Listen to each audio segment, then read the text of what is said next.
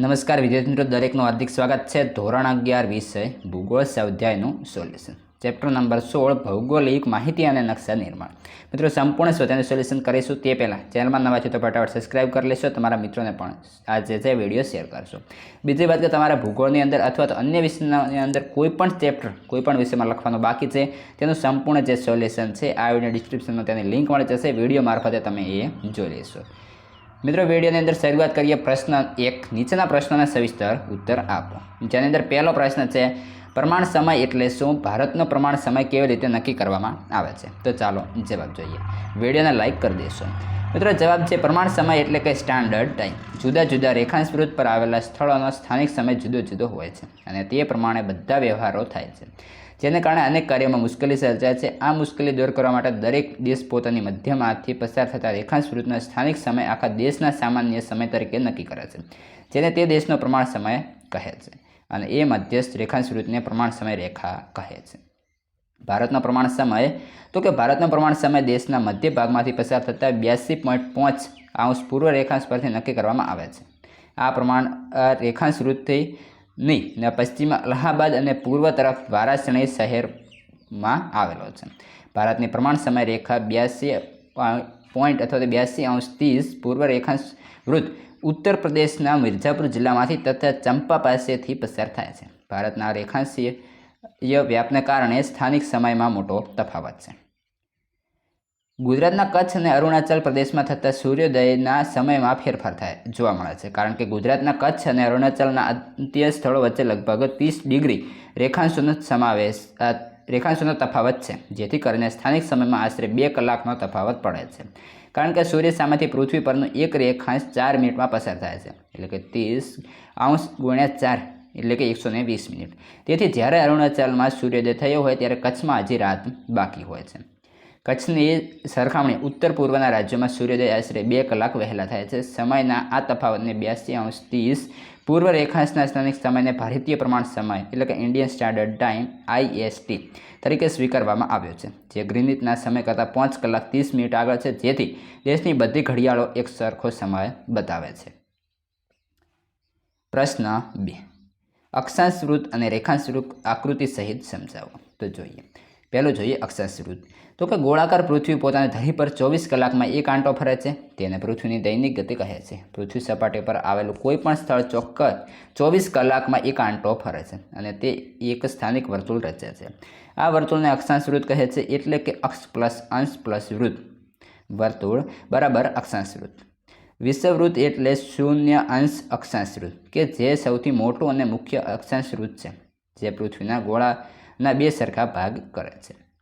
કર્કવૃત્ત, મકરવૃત્ત, ઉત્તર ધ્રુવવૃત્ત, દક્ષિણ ધ્રુવવૃત્ત અને દક્ષિણ ધ્રુવ એ અન્ય અક્ષાંશ વૃત્તો છે. પૃથ્વી સપાટી પર વિષુવવૃત્તની ઉત્તરે 45° પર આવેલા બધા સ્થળોને જોડતા વૃત્ત કે વર્તુળના 45° ઉત્તર અક્ષાંશ કહેવાય. અક્ષાંશ વૃત્તો એકબીજાને સમાંતર છે. 2 ક્રમિક અક્ષાંશ વૃત્તો વચ્ચેનું પૃથ્વી સપાટી પરનું વાસ્તવિક અંતર આશરે 111 કિમી છે. તે એકબીજાને સમાંતરે આવેલા છે. હવે જોઈએ રેખાંશ વૃત્તો. પૃથ્વીના બંને ધ્રુવોમાંથી પસાર થતા અને પૃથ્વીના ગોળનો પરિઘ રચતા વર્તુળના કાલ્પનિક અર્ધવર્તુળને રેખાંશ વૃત્ત કહે છે. વિષુવવૃત્ત એ પૂર્ણ વર્તુળ છે, જેને 360° થાય તેના દરેક અંશમાંથી પસાર થતો અને ઉત્તર ધ્રુવ તથા દક્ષિણ ધ્રુવને જોડતું અર્ધવર્તુળ દોરવામાં આવે તો તે દરેક અર્ધવર્તુળને રેખાંશ વૃત્ત કહેવાય. મુખ્ય રેખાંશ વૃત્તને શૂન્ય અંશ અથવા ગ્રીનિચ રેખાંશ વૃત્ત કહેવામાં આવે છે, જે કોઈપણ સ્થળ આ મુખ્ય રેખાંશ વૃત્તથી પૂર્વ કે પશ્ચિમમાં કેટલા અંશના અંતરે આવેલો છે તે દર્શાવે છે. વિષુવવૃત્તથી જેમ જેમ ધ્રુવ તરફ જતા જઈએ તેમ તેમ રેખાંશ વૃત્તો વચ્ચેનું અંતર ઘટતું જાય છે. અક્ષાંશ વૃત્ત અને રેખાંશ વૃત્ત જ્યાં એકબીજાને છેદે છે તે છેદબિંદુ જે તે સ્થળનું ભૌગોલિક સ્થાન છે. પ્રશ્ન 3. નકશા નિર્માણની આધુનિક પદ્ધતિઓ જણાવી. ગ્લોબલ પોઝિશનિંગની સિસ્ટમ GPS વર્ણવો. ઉપગ્રહ સંચાર સેવાઓના વિનિયોગથી નકશા નિર્માણ કાર્ય વધુ સરળ અને સચોટ બન્યું છે. ઉપગ્રહ, કોમ્પ્યુટર વગેરેના સંયુક્ત ઉપક્રમના પરિણામે નકશા નિર્માણની આ મુજબની આધુનિક પદ્ધતિઓ છે, જેમાં પહેલી છે ભૂસ્થિતિતંત્ર, બીજી છે ભૌગોલિક માહિતીતંત્ર, ત્રીજી છે ભૂ માહિતીતંત્ર, ચોથી છે અંતરિક્ષ માહિતી તકનીકી.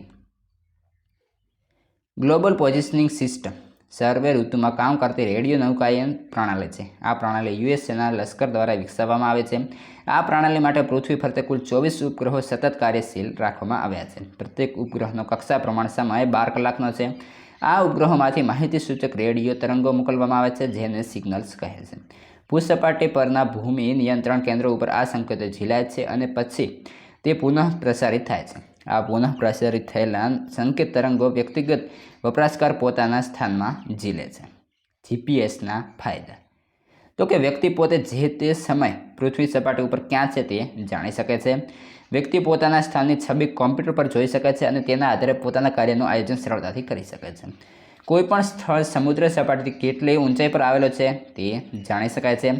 આ તકનિકને મોબાઈલ અને તમારા વાહન સાથે જોડી શકાય છે. તે એક ભૂમિય તરીકે તમારું માર્ગદર્શન કરી શકે છે. અમદાવાદમાં BRTSનું સમય અને સ્થળ સંચાલન આ તકનીકી પ્રણાલી પર આધારિત છે. આ તકનીક પ્રણાલીની મદદથી નકશા નિર્માણ સરળતા અને સુગમતાથી થાય છે. પ્રશ્ન 2 નીચેના પ્રશ્નોના મુદ્દાસર ઉત્તર લખો. જેની અંદર પહેલો પ્રશ્ન છે સ્થાનિક સમય ટૂંક નોંધ લખો. તો કે પૃથ્વીની દૈનિક ગતિને લીધે પૃથ્વી પરનું દરેક રેખાંશવૃત્ત 24 કલાકમાં એકવાર સૂર્યની બરાબર સામે આવે છે. તે કોઈપણ એક રેખાંશવૃત્ત પર આવેલા બધા સ્થળો પર સૂર્ય 24 કલાકમાં એકવાર માથા પર આવે છે. તે બધા જ સ્થળો ઉપર એક સાથે જ મધ્યાહન થાય છે અને એ સમય બપોરના 12 વાગ્યા કહેવાય. આ સમય તે રેખાંશવૃત્ત પર આવેલા બધા સ્થળોનો સ્થાનિક સમય કહેવાય છે. દરેક રેખાંશવૃત્ત વારાફરતી સૂર્યની સામે આવતા હોવાથી દરેકનો સ્થાનિક સમય જુદો જુદો હોય છે. સ્થાનિક સમય આપેલો હોય તો કોઈ પણ શહેરનું રેખાંશવૃત્ત જાણી શકાય છે. પ્રશ્ન 2 છે દિશા શોધનની ધ્રુવ તારાની રીત સમજાવો. તો કે પૃથ્વીનો ઉત્તર ધ્રુવ જે દિશામાં હોય તેને ઉત્તર દિશા કહેવામાં આવે છે. ધ્રુવ તારાની રીત એ ઉત્તર દિશા શોધવાની સૌથી સરળ રીત છે. રાત્રિના સમયે ઉત્તર ધ્રુવ પર એક તેજસ્વી તારો જોવા મળે છે. તેને ધ્રુવ તારો કહેવામાં આવે છે. તેની ઉપરની બાજુએ વિશિષ્ટ આકાર ધરાવતો 7 તારાઓનો સમૂહ તેને સપ્તર્ષી કહે છે. તેના ડાબી તરફના છેલ્લા 2 તારાને પોઇન્ટર્સ કહે છે. પોઇન્ટર્સના બંને તારાને જોડીને તે રેખાને લંબાવવામાં આવે તો તે રેખા ધ્રુવ તારાને મળે છે. ધ્રુવ તારાનું સ્થાન નિશ્ચિત કરવા માટે આ રીત ઉપયોગી છે. ધ્રુવ તારાના સ્થાનના આધારે ઉત્તર દિશા જાણી શકાય છે. પ્રશ્ન 3 જિયોગ્રાફિક ઇન્ફોર્મેશન સિસ્ટમ એટલે કે GIS વર્ણવો.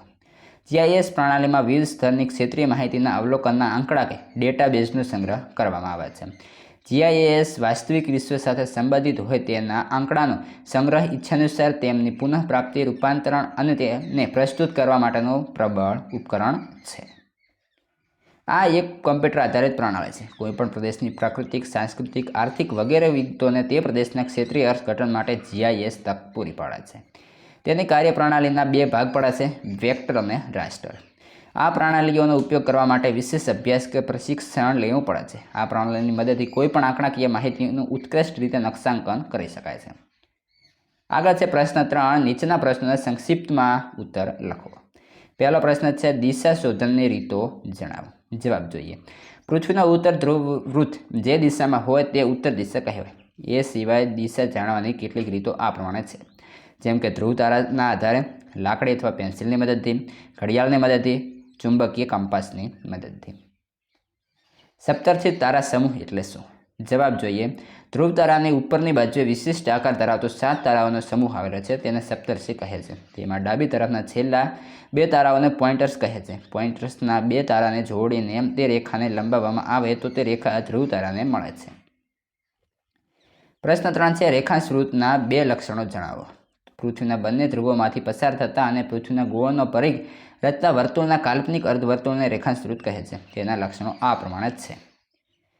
પહેલો છે મુખ્ય રેખાંશવૃત્તને શૂન્યાંશ અથવા ગ્રીનિચ રેખાંશવૃત્ત કહેવામાં આવે છે. જે કોઈ પણ સ્થળ આ મુખ્ય રેખાંશવૃત્તથી પૂર્વ કે પશ્ચિમ કેટલા અંશના અંતરે આવેલો છે તે દર્શાવે છે. વિષુવવૃત્તથી જેમ જેમ ધ્રુવ તરફ આગળ જઈએ તેમ તેમ રેખાંશવૃત્તો વચ્ચેનું અંતર ઘટતો જાય છે. પ્રશ્ન 4 દૂર સંવેદન ટેકનિકના 4 ઉપયોગ જણાવો. તો એને જોઈએ. કોઈ પણ પદાર્થ કે ઘટના સાથે સીધા ભૌતિક સંપર્કમાં આવ્યા સિવાય દૂરથી કોઈ ઉપકરણની મદદ વડે તે પદાર્થ કે ઘટનાના ગુણધર્મોની માહિતી મેળવી શકાય છે. દૂર સંવેદન ટેકનિકની મદદથી પૃથ્વી અંગેની વિવિધ માહિતી મેળવી શકાય છે. આ ટેકનિકમાં વિમાનો તથા ઉપગ્રહોની લેવાયેલા ફોટાઓ ઉપયોગી માહિતી પૂરી પાડે છે. આ ટેકનિકની મદદથી એરિયલ ફોટોસ કે હવાઈ ફોટા તથા ઉપગ્રહ છબીઓ લઈ શકાય છે. પ્રશ્ન 4 નીચેના પ્રશ્નના ઉત્તર 1-2 વાક્યની અંદર લખવાના છે. પહેલો પ્રશ્ન છે 2 ક્રમિક અક્ષાંશ વૃત્તો વચ્ચે કેટલા કિમી અંતર હોય છે? તો 2 ક્રમિક અક્ષાંશ વૃત્તો વચ્ચે 111 કિમી અંતર હોય છે. બીજો પ્રશ્ન છે સૌથી મોટું અક્ષાંશ વૃત્ત કયું છે? સૌથી મોટું અક્ષાંશ વૃત્ત વિષુવવૃત્ત છે. પ્રશ્ન 3 નકશા અંગેના વિજ્ઞાનને અંગ્રેજીમાં કયા નામે ઓળખાય છે? નકશા અંગેના વિજ્ઞાનને અંગ્રેજીમાં કાર્ટોગ્રાફીના નામે ઓળખાય છે. પ્રશ્ન 4 મોબાઈલ મેપિંગ એટલે શું? મોબાઈલ વાહન પર ગોઠવેલા નકશા નિર્માણના સ્વયં સંચાલિત એવા હાઈટેક ઉપકરણો થકી ભૂક્ષેત્રીય માહિતી એકઠી કરવાની, માહિતી સંગ્રહ કરવાની, માહિતી પ્રસારિત કરવાની તથા માહિતી નકશાના આધારે તૈયાર કરવાની સમગ્ર પ્રક્રિયાને મોબાઈલ મેપિંગ કહે છે. પ્રશ્ન 5 ઉપગ્રહ છબી કોને કહેવામાં આવે છે? ઉપગ્રહો દ્વારા પૃથ્વી સપાટીના જે ફોટો લેવામાં આવે છે એને ઉપગ્રહ છબી કહેવામાં આવે છે. પ્રશ્ન 6 એરિયલ ફોટોગ્રાફ એટલે શું? બલૂન કે વિમાનમાં ગોઠવેલા કેમેરા દ્વારા પૃથ્વી સપાટીના ફોટા પાડવામાં આવે છે તેને એરિયલ ફોટોગ્રાફ કહે છે. આગળ જોઈએ પ્રશ્ન 5 નીચેના પ્રશ્નો માટે આપેલા વિકલ્પોમાંથી સાચો વિકલ્પ પસંદ કરીને લખો. પહેલો વિકલ્પ છે 2 ક્રમિક અક્ષાંશ વૃત્તો વચ્ચે કેટલા કિમીનું અંતર હોય છે? તો 111 કિમી. બીજો છે રિમોટ સેન્સિંગ શબ્દનો સૌપ્રથમ ઉપયોગ કોણે કર્યો હતો? તો આવશે ઇવલિન બ્રુક. ત્રીજું છે 0° અક્ષાંશ વૃત્તને કયા નામે ઓળખવામાં આવે છે? તો આવશે વિષુવવૃત્ત. મિત્રો આ હતું સંપૂર્ણ સોલ્યુશન. હવે આગળના ચેપ્ટરનું સોલ્યુશન તમને આ વિડીયો ડિસ્ક્રિપ્શનમાં મળી રહેશે. તે ઉપરાંત અન્ય વિષયના પણ ત્યાં મળશે. વોટ્સએપ ટેલિગ્રામની લિંક પણ મળી રહેશે, જેથી કરીને તમે સંપૂર્ણ એક વખત ડિસ્ક્રિપ્શન ચેક કરી લો અને તે ઉપરાંત આપણા ચેનલના પ્લેલિસ્ટમાંથી પણ તમે જોઈ લેશો.